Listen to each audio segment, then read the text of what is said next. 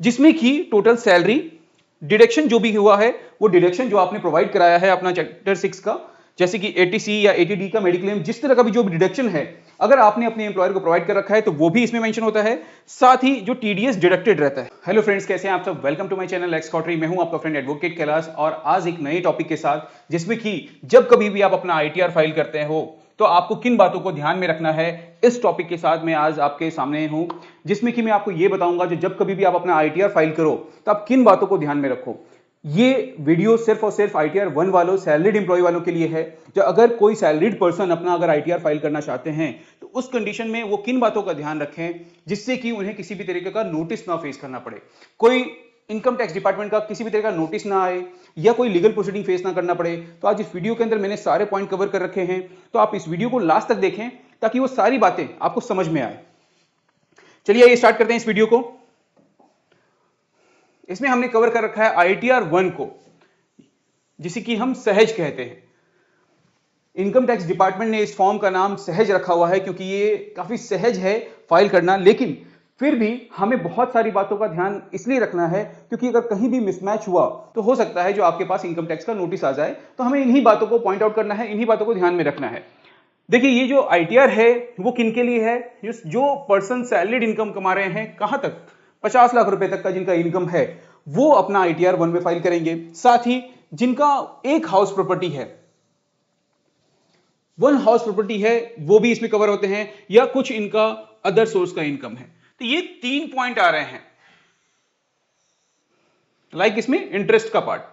ठीक है, ये 3 पार्ट है जो अगर आपका 50 लाख तक का इनकम है या फिर आपका हाउस प्रॉपर्टी का इनकम है या कुछ जैसे कि इंटरेस्ट, बैंक इंटरेस्ट हो गया, इस तरह का कोई अगर अदर सोर्स का इनकम है, इस कंडीशन में आप कौन सा आईटीआर फाइल करोगे? आईटीआर 1, जिसका नाम रखा गया है सहज। इस आईटीआर के अंदर हमें इन तीनों इनकम को शो करना है। अच्छा, use ITR 2 if salary exceed 50 lakh. अगर आपका इनकम 50 लाख रुपए से अगर एक्सीड करता है, उस कंडीशन में आप आईटीआर 2 फाइल करोगे। अब ये हो गया जो you have a capital gain, foreign income etcetera, ये कंडीशन आ गए आईटीआर 2 फाइल करने के लिए। तो मैं किसी वीडियो के अंदर आपको बताऊंगा जो आईटीआर 1, आईटीआर 2, ये जो जितने भी फॉर्म हैं वो किसके लिए रिक्वायर्ड है, ये भी मैं हो सकता है जो आपको नेक्स्ट वीडियो में कंफर्म करूं ये किनके लिए रिक्वायर्ड है, कौन कौन से फॉर्म फाइल करेंगे। सभी पर्सन के लिए अलग अलग फॉर्म दिए गए हैं। कुछ सैलरीड पर्सन है उनके लिए अलग दिया गया है, जो बिजनेस वाले हैं उनके लिए अलग दिया गया है, जो कंपनी ऑपरेट कर रहे हैं, जो कंपनी के लिए अपना फाइल करेंगे उनके लिए अलग आईटीआर दिया गया है। तो सबके लिए अलग फॉर्म है और उन फॉर्मों के बारे में समझने की जरूरत है जो वो कौन सा ऐसा फॉर्म है जिसमें कि आप अपना आईटीआर फाइल करोगे। क्योंकि कई बार आपके गलत फॉर्म सेलेक्ट करने की वजह से भी आपके पास इनकम टैक्स का नोटिस आता है। तो इस वजह से भी आपको यह भी समझने की जरूरत है जो कौन सा फॉर्म आपके लिए है और उसी फॉर्म के अंदर आप अपना आईटीआर फाइल करो। तो यहां मैंने आईटीआर 1 को कवर कर रखा है, जिसमें कि हमने ये समझा कि अगर कोई सैलरीड इनकम है जिसका इनकम 50 लाख तक है, या फिर उनके पास एक हाउस प्रॉपर्टी है या अदर सोर्स का कोई इनकम है जैसे कि interest, bank interest as like, अगर ये है तो वो आईटीआर 1 में फाइल करेंगे। और अगर सैलरी आपका एक्सीड करता है 50 लाख से, तब आप आईटीआर 2 में चले जाते हो। अब यहां पे आ गया जो हमें फॉर्म 16 चेक करना है। अब ये फॉर्म 16 क्या हुआ? जो कोई भी सैलरीड एम्प्लॉय जब किसी भी एम्प्लॉयर के पास कम करता है तो एम्प्लॉयर के द्वारा ये फॉर्म 16 इशू किया जाता है, जिसमें कि टोटल सैलरी डिडक्शन जो भी हुआ है वो डिडक्शन जो आपने प्रोवाइड कराया है अपना चैप्टर 6 का, जैसे कि 80C या 80D का मेडिक्लेम, जिस तरह का भी जो डिडक्शन है अगर आपने अपने एम्प्लॉयर को प्रोवाइड कर रखा है तो वो भी इसमें मेंशन होता है। साथ ही जो टीडीएस डिडक्टेड रहता है, ये तीनों पॉइंट्स आपके इस फॉर्म 16 में कवर होते हैं। और फॉर्म 16 में लगभग आपका पूरा ब्रेकअप होता है सैलरी का, सारी चीजें उसमें मेंशन होती हैं। तो इस बात को आपको ध्यान रखना है जो आपको अपना फॉर्म 16 चेक करना है जब भी कभी आप आईटीआर फाइल करो तो। अब इसमें जो भी वैल्यू आ रहा है फॉर्म 16 के अंदर वो हमेशा मैच करना चाहिए आपका आईटीआर 1 के अंदर। जो भी ग्रॉस वैल्यू है, ग्रॉस इनकम है, वो आपका उसमें मैच होना चाहिए। साथ ही आपका जो टोटल इनकम बनता है, टोटल इनकम भी मैच करेगा, आपका ग्रॉस इनकम जो है वो भी मैच करेगा। अब अगर आपके पास ये क्वेश्चन है जो टोटल इनकम और ग्रॉस इनकम में क्या डिफरेंस है, तो वो भी मैं किसी वीडियो के अंदर आपको सेपरेटली समझाऊंगा। लेकिन फिलहाल अगर आपका फॉर्म 16 में अगर कोई इनकम शो हो रहा है तो वो उसका वैल्यू बिल्कुल मैच होना चाहिए आपके आईटीआर 1 के साथ। दूसरा इंफॉर्मेशन आ गया जो हमें अपना 26 एएस वेरीफाई करना है और एआईएस वेरीफाई करना है। एआईएस क्या हुआ? Annual information statement. जो भी एनुअल इंफॉर्मेशन स्टेटमेंट है वो हमें वेरीफाई करना है। इसी का दूसरा नाम या इसी का अपडेटेड नाम हम कहेंगे फॉर्म 26 एएस है, जो हमें अपना फॉर्म 26 एएस वेरीफाई करना है, जो कितना उसमें टीडीएस डिडक्ट हुआ, कितना उसमें टीसीएस डिडक्ट हुआ, ये दोनों इंफॉर्मेशन उसके अंदर मेंशन होता है। कहीं भी, चाहे वो एम्प्लॉयर के द्वारा टीडीएस डिडक्ट किया गया हो या किसी कॉन्ट्रैक्टर के द्वारा किया गया हो या फिर या आपका बैंक के द्वारा किया गया हो या किसी भी तरीके से अगर आपका टीडीएस डिडक्ट किया गया है किसी भी पर्सन के द्वारा, तो वो आपका 26 ईयर्स के अंदर आ जाता है। तो आपको ये ध्यान रखना है, जो एक तो हो गया आपका सैलरी इनकम जो कि आपका फॉर्म 26 ईयर्स में शो होगा। दूसरा, अगर कहीं से आपका फर्दर इनकम हुआ है एज लाइक बैंक इंटरेस्ट या कहीं और से इनकम, तो वो उसमें भी अगर टीडीएस डिडक्ट हुआ है तो वो इनकम भी आपको इसमें प्लस करना है। और ये जो 26 ईयर्स का जो वैल्यू बनेगा आपकी इनकम का, वो भी आपका मैच होना चाहिए आपके आईटीआर के साथ। तो ये भी आपको ध्यान रखना है। पहली चीज तो फॉर्म 16 में जो वैल्यू है वो मैच होना चाहिए। दूसरी बात, जो 26 ईयर्स में जो भी वैल्यू आ रहा है टीडीएस डिडक्ट होने का, और साथ ही जिस भी टीडीएस डिडक्ट हुआ वो वैल्यू, वो दोनों प्लस करके जो भी बनता है उसे भी हमें उसमें मैच करना है, वो भी आपका बिल्कुल मैच होना चाहिए। इसमें हमें जो अपना सारा इनकम डिस्क्लोज करना है, चाहे वो किसी भी तरीके से सेविंग अकाउंट का हो या कोई एफडी का हो। ये जो इंटरेस्ट पार्ट है हमें दोनों का शो करना है। कई बार हम अपनी सैलरी इनकम को तो शो कर देते हैं क्योंकि वो हमारा डायरेक्ट इनकम आ रहा है एम्प्लॉयर के द्वारा, तो हमें लगता है जो यही हमारा इनकम है, ये तो पार्ट हमारा इन्वेस्टमेंट है। लेकिन अगर आपने इन्वेस्टमेंट किया है तो उससे भी कोई इनकम जनरेट हुआ है,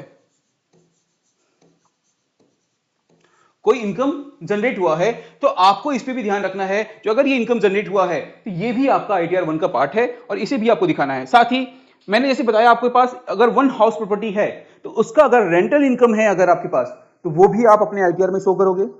और अगर कोई अदर इनकम सोर्स है तो ये भी आप शो करोगे, जैसे कि कोई गिफ्ट मिल गया आपको या फिर आपका बैंक इंटरेस्ट में कोई इंटरेस्ट अमाउंट मिल गया। क्योंकि कई बार हम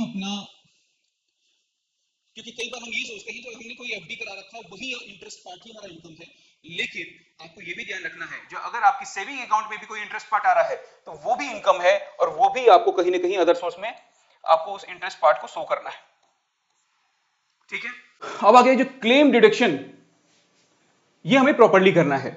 ये जो chapter 6 of income tax act का जो हमारा क्लेम डिडक्शन का पार्ट है, इसे हमें प्रॉपर तरीके से करना है। क्योंकि कई बार हम ये सोचते हैं जब भी हम अपने एम्प्लॉयर को रिसिप्ट प्रोवाइड कर रहे होते हैं या 80C से रिलेटेड जो भी डॉक्यूमेंट हैं आपके पास, जो प्रूफ है आपके पास, वो प्रोवाइड कर रहे होते हैं, तो आपका मानना ये रहता है जो मेरे पास अगर 2.5 लाख रुपए का कोई इन्वेस्टमेंट है या प्रूफ है तो 2.5 लाख ही हमारा अप्रूव हो जाएगा। मैं आपको बता दूं, इसमें आपके पास 1.5 लाख का मैक्सिमम लिमिट है।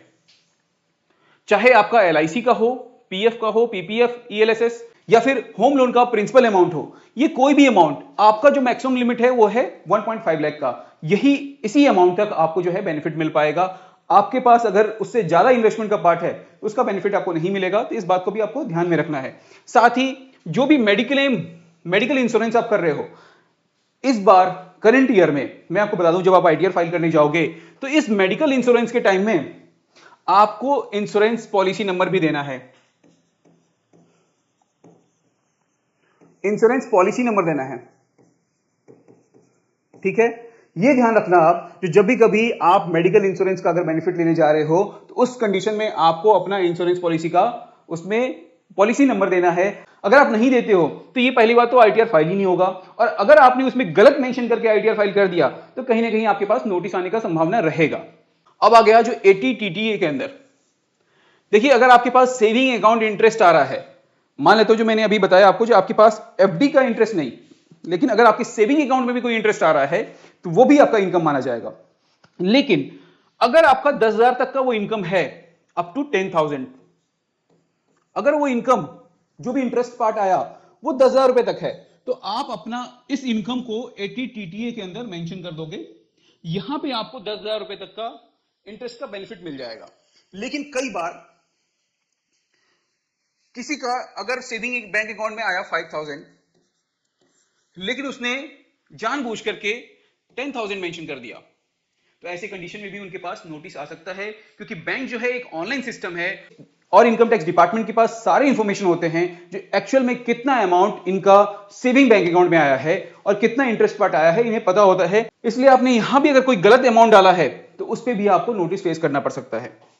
साथ ही 80E 80G जैसे जितने भी हैं उसमें आप अपना जो भी इन्वेस्टमेंट पार्ट है वही डालोगे, ना कि कोई गलत अमाउंट डाल करके आप अपना टीडीएस क्लेम करोगे या टीडीएस वापस मंगाओगे, क्योंकि कहीं ना कहीं अगर आप इस तरह की गलती करते हो तो आपको हो सकता है जो डबल पेनल्टी अमाउंट देना पड़े। तो इस तरह का कोई भी गलती आप बिल्कुल मत करना, क्योंकि डिपार्टमेंट के पास सारे इंफॉर्मेशन होते हैं और वो काफी डीपली इस बार चेक भी कर रहे हैं, जिसके कारण अगर आप किसी भी तरीके का गलत इंफॉर्मेशन अगर डालते हो तो कहीं ना कहीं आपको नोटिस फेस करना पड़ सकता है। अब यहां पे क्या है, जो ये सारे इंफॉर्मेशन चाहे तो फिलअप कर लो या फिर आप एक राइट टैक्स रिजीम सेलेक्ट कर लो। मतलब चाहे तो ओल्ड रिजीम सेलेक्ट कर लो जिसमें कि आप अपना डिडक्शन अलग से शो कर सकते हो, एग्जेम्पशन अलग से शो कर सकते हो, या फिर न्यू रिजीम सेलेक्ट कर लो जिसमें कि आप लो टैक्स रेट जो है विदाउट एनी डिडक्शन आप वो कर सकते हो। मतलब अगर आपको कोई भी तरह का डिडक्शन का इंफॉर्मेशन आपके पास नहीं है या आपके पास कोई डॉक्यूमेंट अवेलेबल नहीं है तो आपके लिए बहुत बेटर है जो आप अपना न्यू रिजीम सेलेक्ट करें और अपना आईटीआर फाइल करें, क्योंकि अगर आपने अपनी डिडक्शन गलत पार्ट देना स्टार्ट कर दिया या एग्जेम्पशन गलत शो कर रहे हो आप तो कहीं ना कहीं आपको इनकम टैक्स का नोटिस फेस करना पड़ सकता है। तो इन बातों को ध्यान में जरूर रखना है आपको। अब आ गया जो हमें रिपोर्ट करना है एग्जेम्प्ट अलाउंसेस सेपरेटली। जैसे कि अगर आपके पास कोई हाउस रेंट अलाउंसेस हैं, अगर आपको आपके एम्प्लॉयर के द्वारा हाउस रेंट अलाउंसेस अगर मिल रहा है, एचआरए मिल रहा है, तो आपको जो रेंट पेड किया है आपने उसका रेंट रिसिप्ट आपको रखना है अपने पास। ठीक है, अगर कोई एलटीए का बेनिफिट है वो रखना है आपको अपने पास, या फिर अदर्स जो भी जिस भी तरह का अगर अलाउंसेस अगर किसी तरह का मिल रहा है आपको, अगर उससे रिलेटेड कोई डॉक्यूमेंट है तो वो भी आपको रखना है अपने पास। प्रॉपर उसका डॉक्यूमेंटेशन होना चाहिए। अगर वो प्रॉपर तरीके से नहीं है और बाद आप क्लेम कर लेते हो तो कहीं ना कहीं ये आपके लिए प्रॉब्लम हो सकता है। जो भी आप बैंक डिटेल उसमें प्रोवाइड कर रहे हो वो वैलिड होना चाहिए, क्योंकि जब भी आपका कोई रिफंड आना होगा और अगर आप अपने वैलिड बैंक को अपडेट नहीं करोगे, कई बार जो मैंने देखा है, जो मैंने रियल लाइफ में फेस किया है, जो कई बार बैंक का जो आपका डिटेल होता है, बैंक डिटेल जो होता है आपका वो आपके आधार कार्ड से मैच नहीं करता या आपके पैन नंबर से मैच नहीं कर रहा। जैसे कि आपका उसका उसमें जो भी नेम मेंशन है या कोई डेट ऑफ बर्थ है, तो आप इन बातों का ध्यान जरूर रखें। जो अगर ये मैच नहीं हुआ, अगर वैलिड तरीके से नहीं है, तो आपका रिफंड आने में आपको प्रॉब्लम फेस करना पड़ सकता है। फिर ये रिफंड आपका कहीं ना कहीं अटक जाएगा और इसमें बहुत सारा टाइम आपका वेस्ट हो सकता है। तो इसलिए इन बात का ध्यान जरूर रखें, जो वही बैंक आप उसमें वैलिडेट करें या उसमें डालें जिसमें कि आपकी पूरा इंफॉर्मेशन आपके आधार बैंक से मैच कर रहा हो, और उसी बैंक में अपना रिफंड डिमांड करें। जैसे कि मैंने बताया आपको, एक बैंक ऐसा होना चाहिए जो कि आप प्री वैलिडेट कर दो उसे ऑन ई फाइलिंग पोर्टल, जिसमें कि आपको आपका रिफंड मिल जाए। फिर आ गया जो आपको क्या करना है, रीचेक करना है और ई वेरीफाई योर रिटर्न।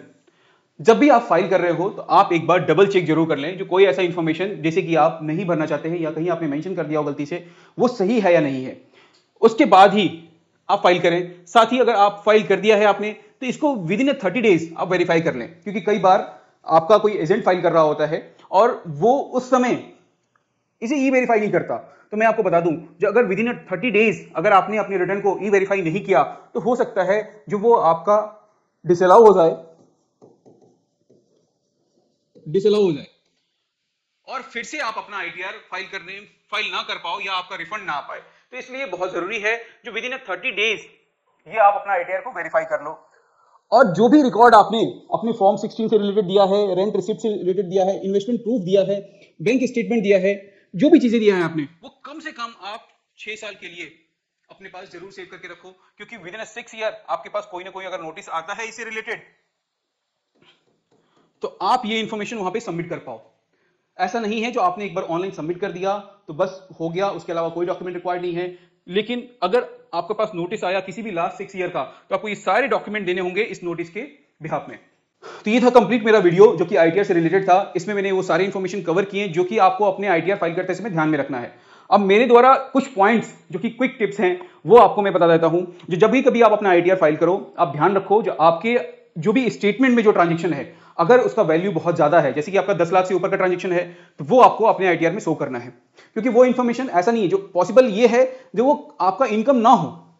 ये मैं मान सकता हूं जो वो 10 लाख का जो भी अमाउंट आया आपके अकाउंट में, वो आपका इनकम ना हो, ये किसी तरह का ट्रांजेक्शन हो, लेकिन फिर भी आपको आपका ये इंफॉर्मेशन आपको इनकम टैक्स डिपार्टमेंट में अपने आईटीआर में आपको शो करना है। दूसरी बात, जो जब भी कभी आप अपना आईटीआर फाइल करो, आप इसे वेरीफाई कर लो, जो आपका फॉर्म 16, आपका 26 ईयर्स का जो वैल्यू अमाउंट है और जो आपका इनकम है प्रॉपर, वो सभी मैच हो रहा नहीं हो रहा, उससे ज्यादा हो सकता है, कम नहीं होना चाहिए। मतलब अगर फॉर्म 16 में कोई अमाउंट आ रहा है और 26 ईयर्स में अमाउंट आ रहा है, हो सकता है जो फॉर्म 16 का जो अमाउंट है वो सिंगल अमाउंट है, सिर्फ एम्प्लॉयर का अमाउंट है, लेकिन 26 ईयर्स में एक्यूमुलेटेड आ जाता है, क्योंकि जितने भी लोगों ने आपका टीडीएस डिडक्ट किया होगा वो सारे उसमें शो होंगे। तो आप फॉर्म 16 से ज्यादा तो फिल कर सकते हो, लेकिन फॉर्म 16 से कम नहीं कर सकते, ये भी आपको ध्यान रखना है। 26 ईयर्स का अमाउंट कई लोगों का हो सकता है, इसलिए वो अमाउंट आपका कहीं ना कहीं ज्यादा हो सकता है फॉर्म 16 से, तो ये भी आपको ध्यान रखना है। जो ऐसा नहीं है जो फॉर्म 16 का अमाउंट 26 ईयर्स का अमाउंट बिल्कुल मैच होना चाहिए, मैच नहीं हो सकता, क्योंकि हो सकता है जो 26 ईयर्स में आपका बैंक इंटरेस्ट भी आया हो, आपका कोई टीसीएस के अमाउंट भी डिडक्ट हुआ हो, तो वो सारी चीजें उसमें कवर किया जा सकता है। तो आपको लेकिन जब भी कभी आप अपना आईटीआर फाइल करो, कोशिश ये रखो जो 26 ईयर्स का जो अमाउंट है उससे वो मैच करे या फिर उससे वो ज्यादा होना चाहिए, ताकि आपके पास किसी भी तरीके का कोई नोटिस आपको फेस ना करना पड़े। तीसरी बात, अगर आपका रिफंड बन रहा है, कोई टीडीएस डिडक्ट हुआ है और आपका इनकम जो है वो लिमिट से क्रॉस नहीं किया है, आपका ग्रॉस इनकम बहुत कम है और आपको आपका टीडीएस का रिफंड मिल रहा है, तो ऐसी कंडीशन में आप जो भी बैंक अकाउंट अपना प्रोवाइड कर रहे हैं, इनकम टैक्स फॉर्म में जो रीवैलिडेट करके दे रहे हैं, उसे मैच कर लें। जो उसमें जो भी आपका नेम मेंशन है वो बैंक में, आधार में, पैन में, सब जगह सेम होना चाहिए। अगर कहीं भी किसी भी तरीके का कोई इंफॉर्मेशन गलत हुआ और आपका रीवैलिडेशन में किसी तरह का प्रॉब्लम आया, तो उस कंडीशन में वो रिफंड कहीं ना कहीं आपका अटक जाएगा और आपको आपका रिफंड इमीडिएट नहीं मिल पाएगा, कहीं ना कहीं इसमें बहुत टाइम लग जाएगा। तो ये सारा टिप्स है मेरी तरफ से, इसे आप जरूर ध्यान में रखें। बाकी आपको ये इन्फॉर्मेशन कैसा लगा, वीडियो अगर पसंद आए तो वीडियो को लाइक कर लें, चैनल को सब्सक्राइब कर लें, ताकि इस तरह की इंफॉर्मेटिव वीडियो आप तक सबसे पहले पहुंच पाए। Thank you so much.